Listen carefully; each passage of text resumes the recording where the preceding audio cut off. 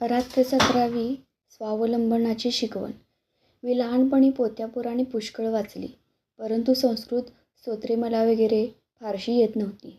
प्रणम्यं शिरसा देवं, अनंतं वासुकीं शेषं, अच्युतं केशवं विष्णू अशी 2-4 लहान लहान स्तोत्रेच येत होती.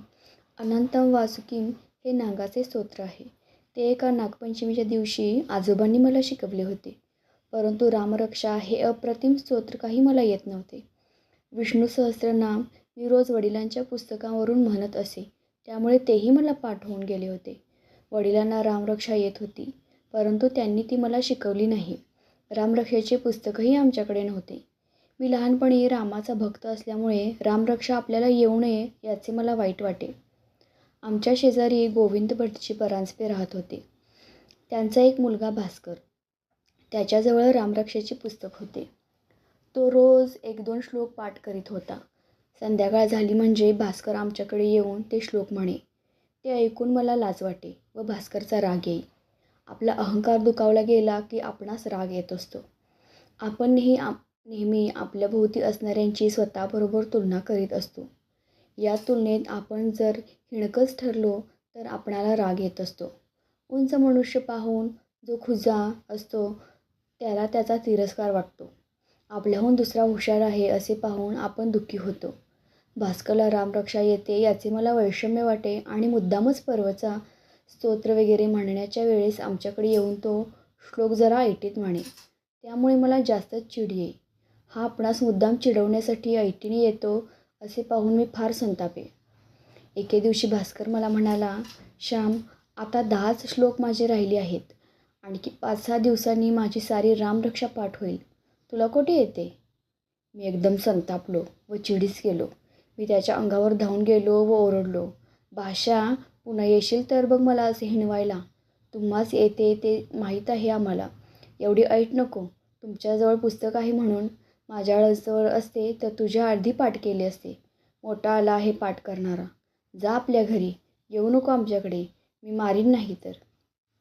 आमची शब्दाशब्दी व बाचाबाची ऐकून आई बाहेर आली. तिने भास्करला विचारले, काय रे भास्कर, काय झाले?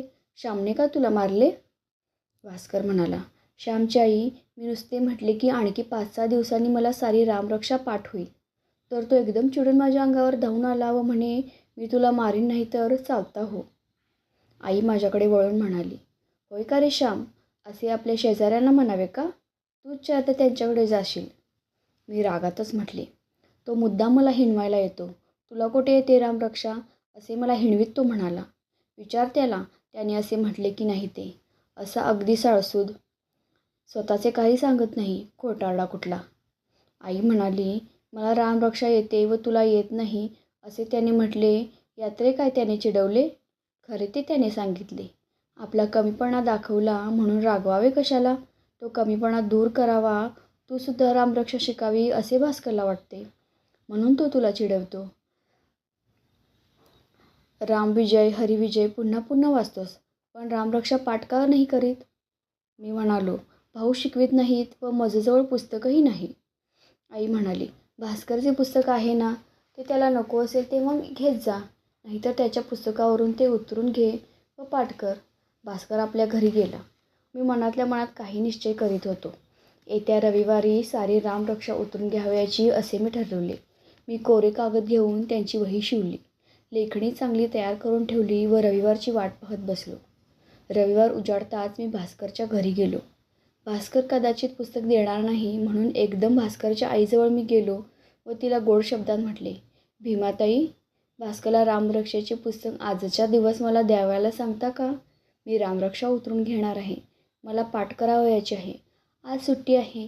मी संबंध दिवसभर लिहून काढीन. भीमाताईंनी भास्करला हाक मारली व त्या म्हणाल्या, भास्कर, श्याम एवढा मागतो आहे तर आजच्या दिवस त्याला पुस्तक दे. तो काही बिडणार नाही. श्याम, शाळेचे डॅग वगैरे नको हो पाडू, नीट जपून वापर. दे रे त्याला. परंतु भास्कर तयार नव्हता देण्यास. तो म्हणाला, आज सुट्टी असल्यामुळे उरलेली सारी रामरक्षा मी पाठ करणार आहे.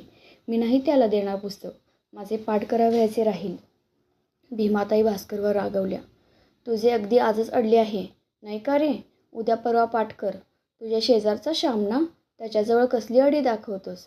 दे त्याला, नाहीतर बघ. भीमाताईंचा राग भास्करला माहीत होता. भास्करने रागारागाने ते पुस्तक मला आणून दिले. मी ते पुस्तक घेऊन घरी आलो. लिहाव्यास एकांत मिळावा म्हणून गुरांच्या गोठ्यात जाऊन बसलो. गुरे चराव्यास गेली होती. दौत, लेखणी, वही सारे सामान सिद्ध होते. रामरक्षा लिहावयास सुरुवात केली. दुपारच्या जेवणाच्या वेळेपर्यंत बहुतेक रामरक्षा लिहून झाली. दुपारची जेवणे होताच पुन्हा लिहावयास बसलो. लिहिणे संपले त्यावेळेस मला किती आनंद झाला होता. केवढी कृतार्थता वाटली होती. माझ्या हाताने लिहून काढलेली रामरक्षा. माझ्या आईच्या माहेरी जुन्या वेदाधिकांच्या हस्तलिखित पोथ्या कितीतरी होत्या. ठळक, वळणदार अक्षर, कोठे डाग नाही अशा त्या पोथ्या मी पाहिल्या होत्या. पूर्वी हिंदुस्थानात सर्वत्र हातानेच पोथ्या पुस्तके लिहून घेत. सर्व जगात तीच पद्धत होती व ज्यांचे अक्षर मोत्यासारखे सुंदर त्यांना मान मिळत असे. मोरोपंतांच्या चरित्रात काशीतील कितीतरी हस्तलिखित ग्रंथ त्यांनी स्वतःसाठी स्वतःहून लिहून घेतले होते, ते दिले होते. त्या काळात आळस माहीतच नव्हता. छापखाने नव्हते.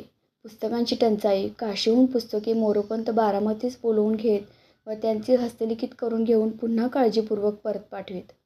समर्थांच्या मठातून ग्रंथालय असत व हजार हजार पोथ्या हस्तलिखिताच्या ठेवलेल्या असतात. आज छापखाने गल्लोगल्ली आहेत. पुस्तकांचा सुकाळ आहे. तरीही ज्ञान बेताचेच आहे. मनुष्याचे डोके अजून खोकेच आहे.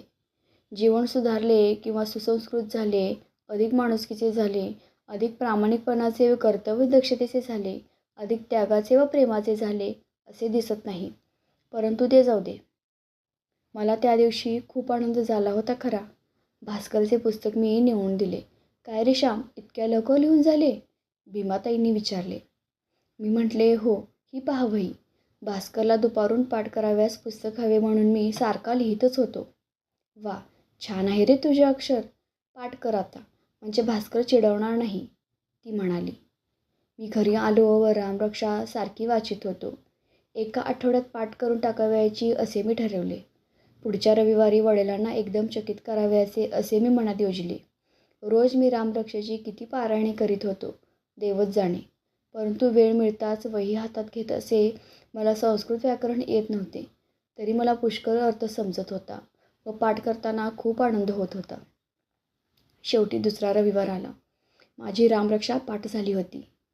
संध्याकाळी वडील केव्हा बाहेरून येतात व मी त्यांना रामरक्षा म्हणून केव्हा दाखवितो असे मला झाले होते. शेवटी संध्याकाळ झाली. घरात दिवे लागले व आकाशात तारे चमचम करू लागले. मी अंगणात फेऱ्या घालीत रामरक्षा मनातल्या मनात म्हणून बघत होतो. वडील आले व हातपाय धुवून घरात गेले. त्यांनी विचारले, काय श्याम, परवचा स्तोत्र वगैरे झाले का सारे? मी एकदम म्हटले, हो, सारे झाले. तुम्ही माझी रामरक्षा म्हणून घेता का? ते एकदम म्हणाले, तू कधी शिकलास आणि कोणी शिकवली? मी सांगितले. भास्करच्या पुस्तकावरून मी उतरून घेतली व पाठ केली. बघू दे तुझी रामरक्षेची वही, ते कौतुकाने म्हणाले. मी माझी वही त्यांच्यापुढे ठेवली. वहीची पाने सुंदर आखलेली होती. डाग कोट्यान होता, परंतु अक्षर किरटे होते. शाब्बास, वडील म्हणाले. अक्षर नीट आहे, परंतु जरा लांबट काढावे, असे बुटके काढू नये. म्हण पाहू आता. मी रामरक्षा खडाखडा म्हणून दाखवले. वडिलांनी माझ्या पाठीवरून हात फिरवला. त्यातील आनंद तो कसा वर्णन करून सांगता येईल. जेवणे होऊन वडील बाहेर गेले व मी आईजवळ गेलो. आई, बघ कशी आहे माझी वही. मी तुला कोठे दाखवली होती? मी तुझ्यावर रागवलो होतो, असे प्रेमाने म्हटले. आई म्हणाली, तू उतरून घेतलेस हे मला माहीत होते. तुझे अक्षर बघावे म्हणून मी कितीदा मनात येत होते, परंतु तू आपण होऊन दाखवशील अशी मला आशा होती. तू मला त्या रविवारीच दाखवायला हवी होतीस. आपण चांगले केलेले आईला दाखवावयाचे नाही तर कोणाला? वाईटाबद्दल आईला रागवेल, परंतु चांगले केल्याबद्दल आई जितके मनापासून कौतुक करेल तितके कोण करेल? आपला मुलगा गुणी होत आहे याचा आनंद आईला किती होत असेल. तो माझा आनंद तू माझ्यापासून 8 दिवस लपवून ठेवलास.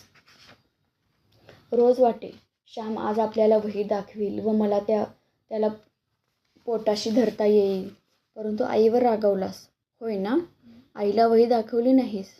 बरे, पण जाऊ दे. आता झाली की नाही रामरक्षा पाठ? पुस्तक नाही म्हणून रडत बसला असता तर झाली असती का? अरे, आपल्याला हातपाय डोळे सारे आहे. स्वतःच्या पायांवर उभे राहावे. ज्याला बुद्धी आहे, मनात निश्चय आहे, त्याला सारे काही आहे. असाच कष्ट करून मोठा हो, परावलंबी कधी होऊ नको. परंतु त्यात एक गोष्ट लक्षात ठेव. दुसऱ्यापेक्षा आपल्याला अधिक काही येते या गर्वाने कोणाला हिणवू नकोस. कोणाला तुच्छ लेखू नकोस. दुसऱ्यालाही आपल्या जवळचे द्यावे व आपल्यासारखे करावे. असे बोलून आईने वही हातात घेतली. तिला आनंद झाला. कृतार्थता वाटली.